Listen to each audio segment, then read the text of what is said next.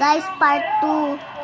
So, ayan guys, nasa baba kasi isang ganito. So, balik na ulit natin. Tapos, meron pang maliit na ano, na laruan. Ewan ko yung ano to, be. Hindi ko to alam. Parang nasa ballpen siya. May butas kasi. Hindi ko natandaan lang kasi parang sa ballpen to, be. Tapos may sing-sing pa na glowing the dark to. So guys, di na nagana, tingnan nyo. Come on! You're gonna bend your back. You're supposed to bend your back. Whatever team bounces on the closest ball the longest wins. Go. Catches. You have to keep your leg in the air. Ayun. All the way up like that.